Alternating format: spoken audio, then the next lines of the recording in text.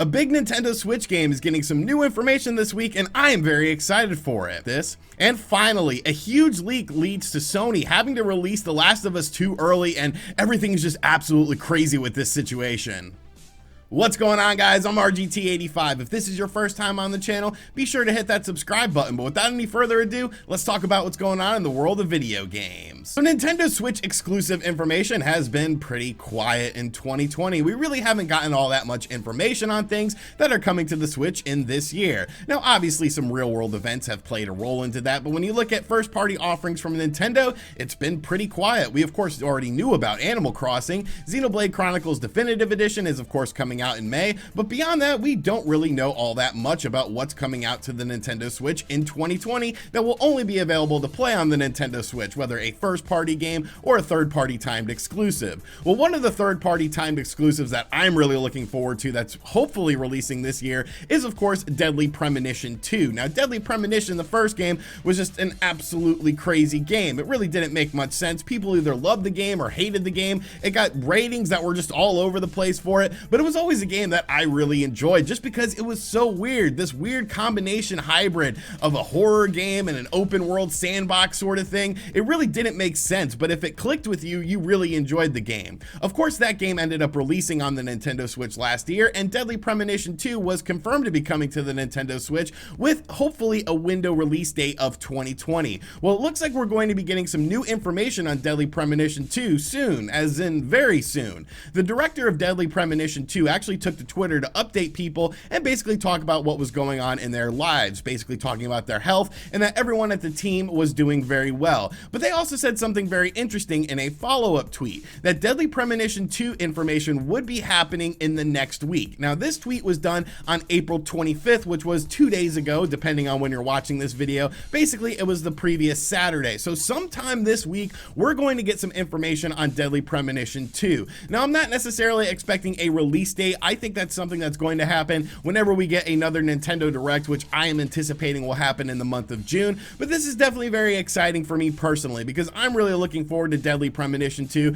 because I think the core game of Deadly Premonition is interesting enough to where you could expand upon it and make it more modernized and make a really fantastic game. Now, Deadly Premonition 2 does seem to be a timed exclusive for the Nintendo Switch, so I'm really looking forward to this game. I absolutely love the first game and all of its little quirks, but I feel like they'll be able to polish this game a bit more and make something that's actually a really good experience. So be sure to let me know in the comment section down below if you are a fan of the Deadly Premonition series and if you're looking forward to this upcoming information. Hopefully we get like a new gameplay trailer or something, maybe learn a bit more about the game and the characters that you'll be encountering in this game, because it's definitely something that I've had on my radar and it's definitely something I'm looking forward to.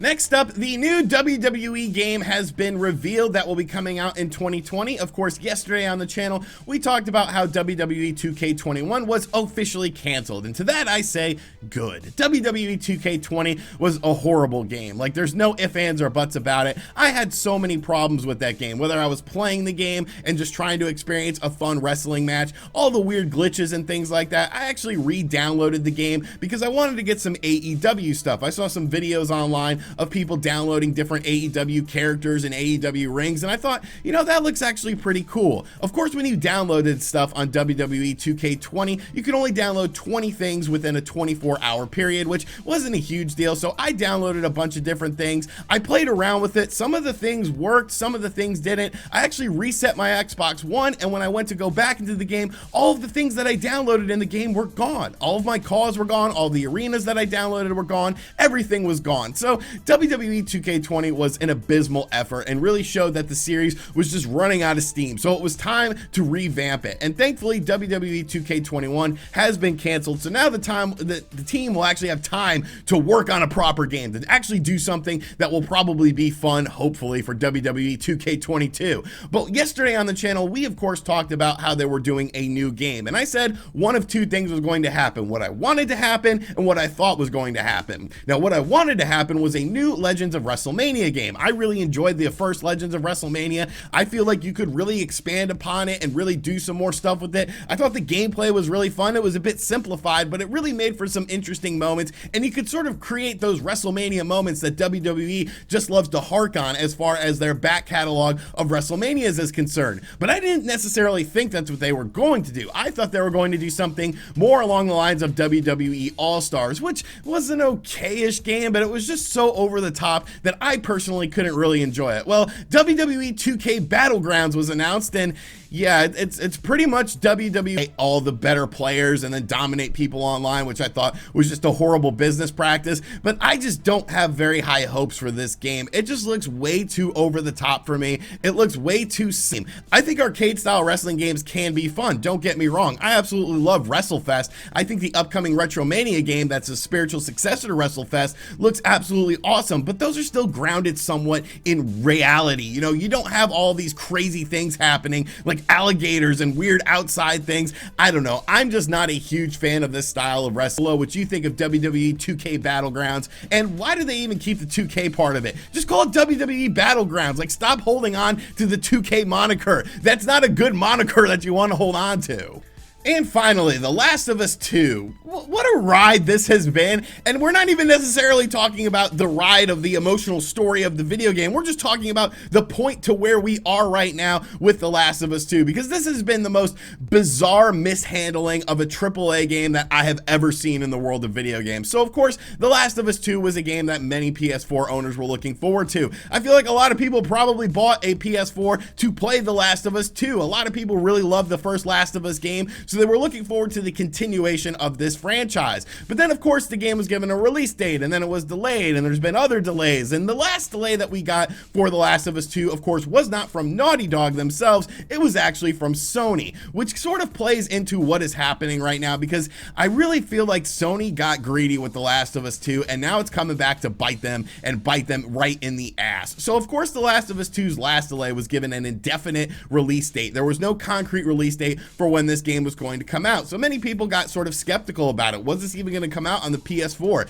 Even though the game seemed to be completed from Naughty Dog and ready to be released, Sony basically decided, because of real world situations, that the game would have to have sort of a staggered launch. If you picked up the game digitally, it would be harder to get the game physically. So they decided to actually delay this game. And now it's just an absolute crazy situation. So basically what ended up happening yesterday was a disgruntled Naughty Dog employee basically leaked a bunch of major story stuff and a bunch of major plot lines for The Last of Us 2. Now this has been circulating all around the internet. I have managed to avoid it because I don't really think it's that hard to avoid spoilers. Just kind of stay off the internet and stay off certain places. But a lot of people got spoiled on this game. And so now because of this, all of a sudden, the very next day, Sony announces a brand new release date for not only The Last of Us 2, but the Ghost of Tsushima. Basically in a post made by Herman Holst, who is the head of worldwide studios for Sony Interactive Entertainment. As we begin to see an ease in the global distribution environment, I am pleased to confirm that The Last of Us Part 2 will arrive on June 19th and Ghost of Tsushima will follow on July 17th.